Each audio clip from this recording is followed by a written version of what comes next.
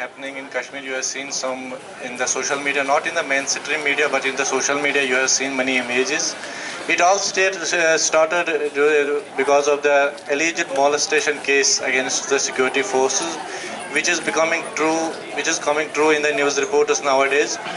And it all started with the protest when protests started in the Haldwara area of Kashmir, in which two youths was killed at same day, on same day, and the next on the same day, and one woman also, which aged around 60 years old.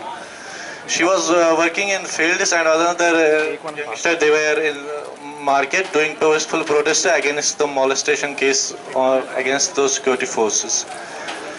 So the thing is that since it has not come in the mainstream media what is actually happening in the Kashmir, that's why we are organizing these programs to make aware all of you that what is happening in Kashmir, so that you can speak against the injustice and you can raise voice against that. It's not, we are not asking you for the to start a war against your state. We are only asking you, requesting you to stand up for justice, to stand for human rights. Kashmiris also have human rights, but by the time, like, we have not seen that those human rights there till the time. We have seen everywhere in the India, in every state, when any protest is happening, firstly there will be some warning, then lathi charge. We have seen here in HCU also, then water cannons. But in Kashmir, they are using from the beginning they are using bullets and nothing else. No warning, no anything. They are using violence under the draconian, because they know that under the draconian law of Afaspa, no one will be questioned against that. So we won't take your much time. We know that exams are scheduled. Now I will request Faiz Ahmed say a few words.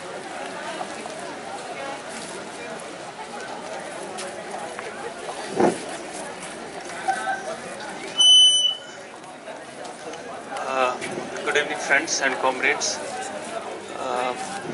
I would not speak much. I'll just have 2-3 points to speak this evening.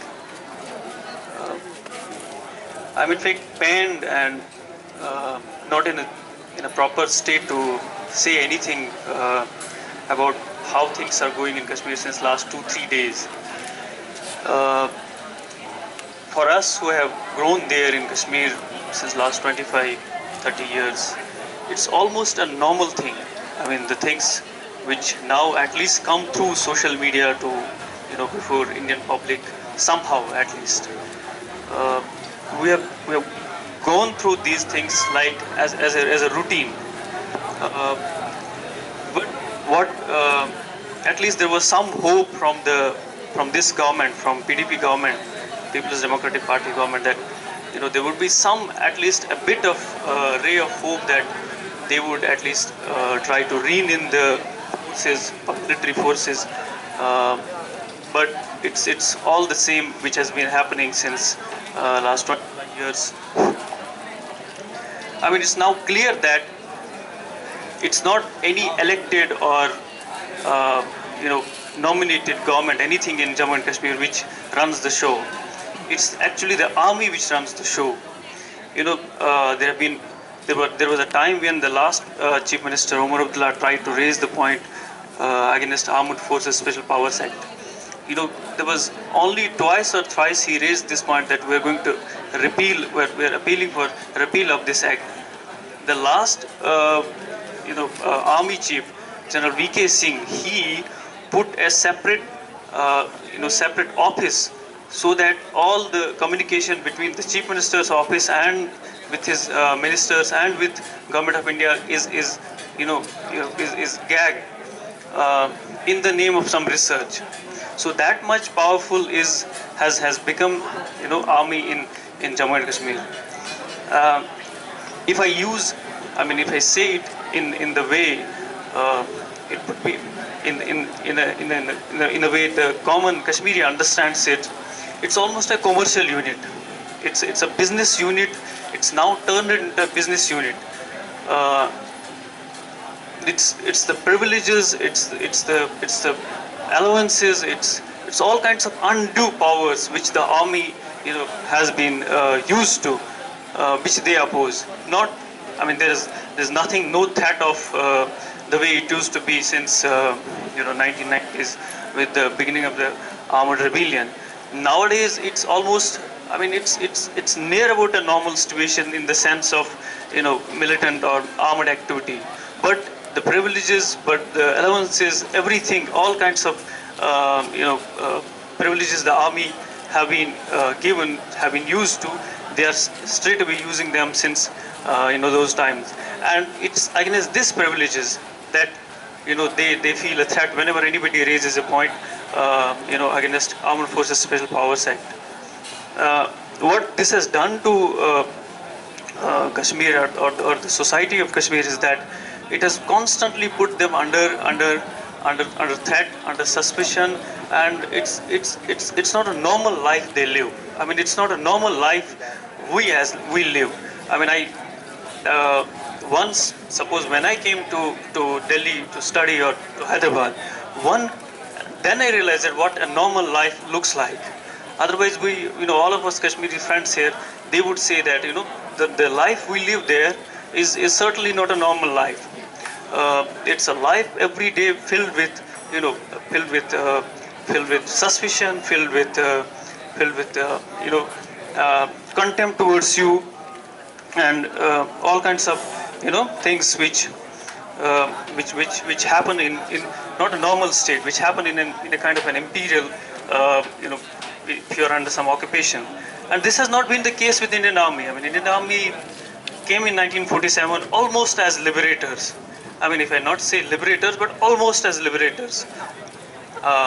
From the Pakistan side, there were, there was a raid to Kashmir, and government of Jammu and Kashmir requested government of India to send their forces so that they can liberate them. So they were looked almost as liberators, as friends. But I mean, how did this turn that by now they're looked as tormentors? I mean, for those friends who tell us here that I mean, we should love India, we should not celebrate India's defeat.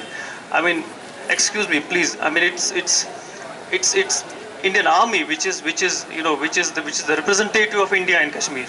I mean, for us, I just love India outside Kashmir, but inside Kashmir, I just don't feel like loving the what India has put inside. Or for many of my friends, I mean, I studied in Delhi, in JNU, I studied in HCU.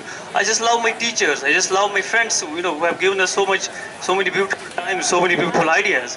But inside Kashmir, the way India has put its machinery, it's absolutely brutal. It's absolutely horrible. I guess all of my friends will have the same experiences from who are from Kashmir. This, as I said, that Indian Army in Kashmir, it's almost become a commercial unit. In the local newspapers, I mean, most of them almost do not come here. Every other day we hear some names like Abu Jindal, Abu Qatada, Abu Usama, killed there, killed here, killed somewhere else.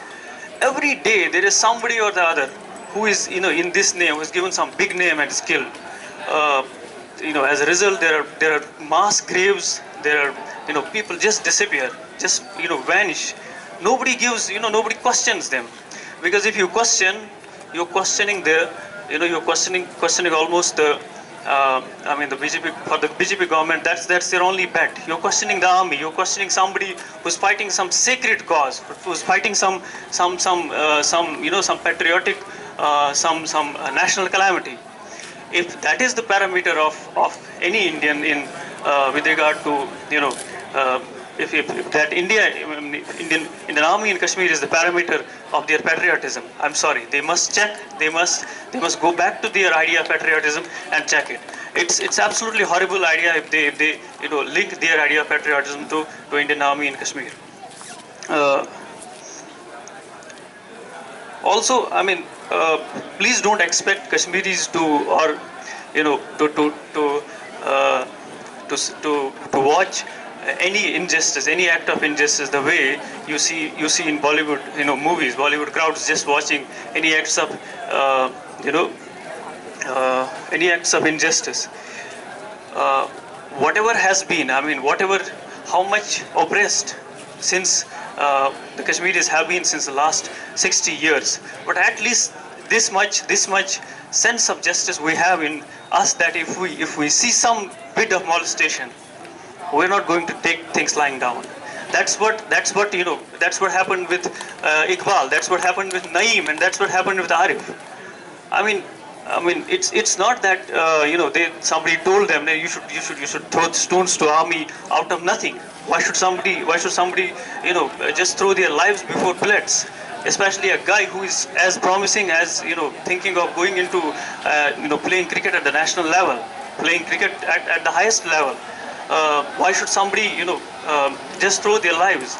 But it's the sense of justice which is at least imbued with us, which is at least, I'm not saying it in any ethnic or any rational sense, but at least this is, as human beings, we have since we have been denied this sense of justice, we know this, we know its value. Today, I just read this some kind of the new Indian Kissinger, Chetan Bhagat, saying to an open letter to the youth of Kashmir that this is the only option left to you. You just have to integrate with India, or you will have all kinds of bad consequences. I mean, I'm sorry, what kind of notion is it? As if like we had not given our trust to government of India.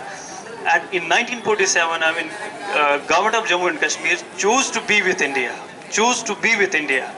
not with Pakistan. Even though they were like majority, it was, if some kind of a plebiscite would have happened, I'm sure they would have gone with Pakistan. But they intentionally choose to be with India. For what? For the sake of what? For the sake of tolerance, for the sake of the ideas which at least a bit of composite nationalism which India had been able to propagate. But this is what we get. I mean, killings every day, funerals every day, wails every day. There was this lady who was just doing her garden work in her home. She gets shot in the head. This is not some protest quelling. I mean, these people, all of these, Iqbal, Arif, they were all shot in faces. Is this some kind of security force? I'm ashamed to say that government of India every time calls them ashamed, security forces. These are the people who were there to, secure lives, secure rights, but they're almost doing the opposite of it. This Indian Army is the single most insecure element in Kashmir. I mean, it's without, you just ask anyone, any Kashmiri who you meet, you just ask them what is the single most insecure force in Kashmir with which you are not safe. They will straight away put Indian Army. The rest of the things will come later, but Indian Army would be the first thing.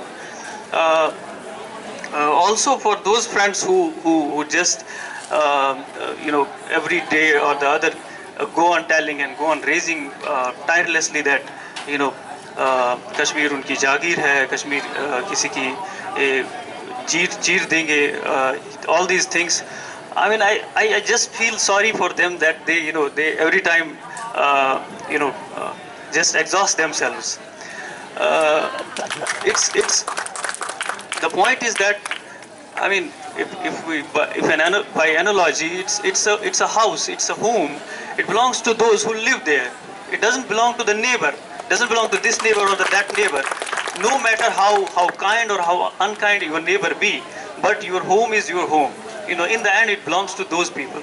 So, I sometimes feel amused when they raise these voices. I just, maybe request them to not, chant these slogans and not to befool people on these slogans, at least.